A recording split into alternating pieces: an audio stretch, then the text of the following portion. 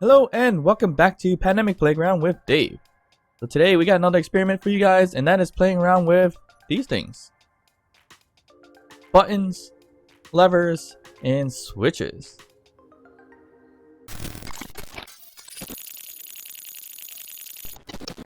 Alright, so today's experiment is going to be playing around with buttons, levers, and switches, only because Space Engineers, the game itself, doesn't have certain items. In terms of a lever and a switch at least. They do have some offerings, which are these things here on this wall, which are pretty much a button panel that's a 4-button console basically.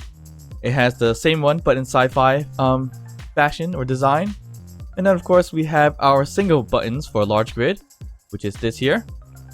And then you have these control panels. So these are not really buttons but more control panels. And when you go to your smaller grids, you have a regular button and a control panel. So these are pretty much the only offerings for buttons and controls. So I wanted to kind of figure out if we can make something that's a little bit different and animated that kind of works as a button. So as you see here, these are buttons too, but there's no animations when you click on them. So I decided to make my own. So what I did here, it's very simple to be honest. And that is create a lever type system for small grid. So it's a hinge system with 3 wheels, and you could easily hit left and right on this lever with your person. So that is a quick little lever system if you want to do it for more aesthetics reasons.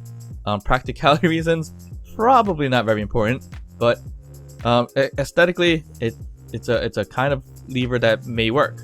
Another thing here is a switch-like system where you can turn it 90 degrees from one end to the other, and that kind of gives you somewhat of a switch thing going on.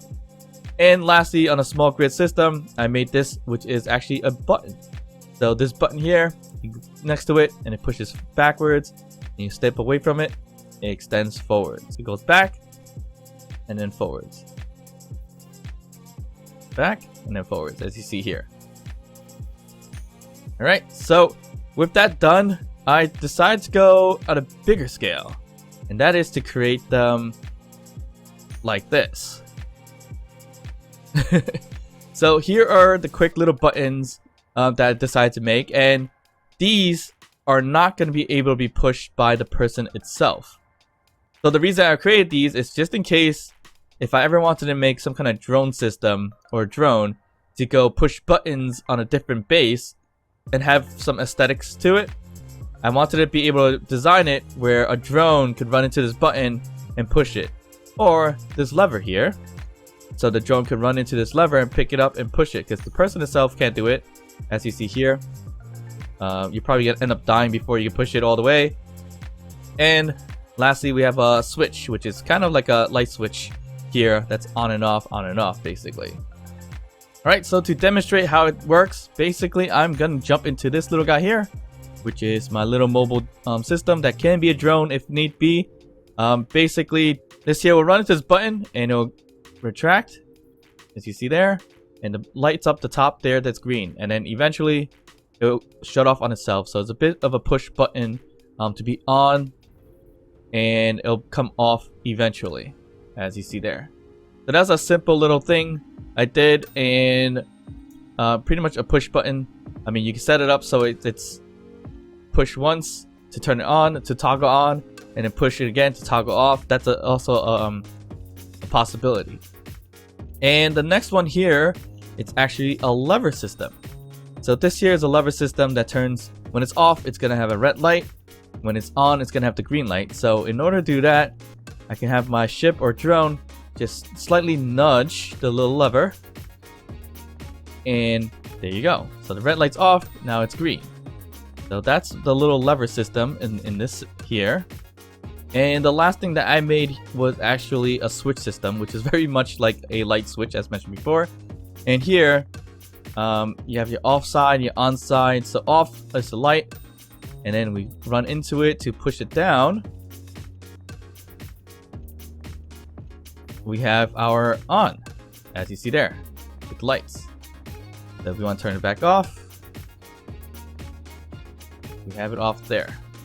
So that is a quick build of a button, a lever, and also a switch system. So how did I make these? Yeah, they're pretty much over-engineered in a way because they're mostly done by sensors. So as you can imagine, you don't need any of these to make this happen. Generally, just set up your sensor correctly, so then you can use your little ship or rover or whatever the case may be, and run into the sensor field to activate these things. But if you want some aesthetics for like push button actions, these are the things that I've created. And let's go starting from the switch button, how we did it. So basically, this push button, as you may have heard in the smaller one, it's actually a piston. So if you come back in here in the rear, you'll see that it's a piston with a red block in the front. And of course, we have some timing blocks, batteries, and also a sensor. So the sensor is actually set up where the field itself is barely at the tip of the button.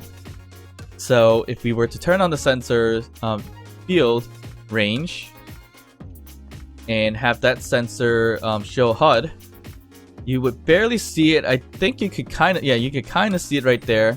It's like very small little portion of it.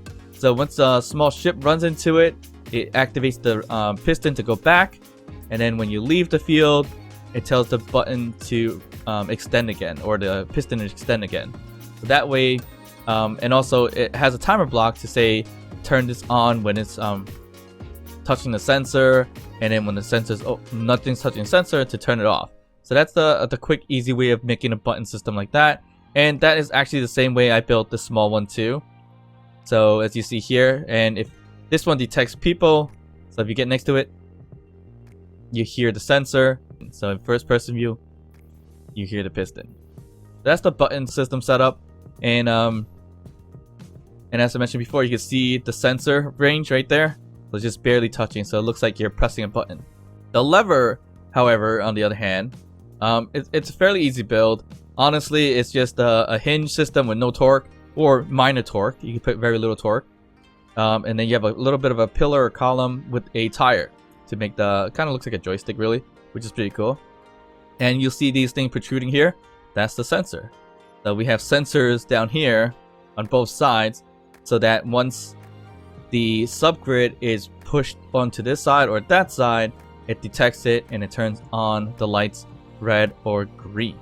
So this one is fairly simple to do, and it looks pretty cool, to be honest. I like it, where I'm able to just throw my ship, or if it's a drone, I could just push it and nudge it just a tiny bit and have it turn on and off.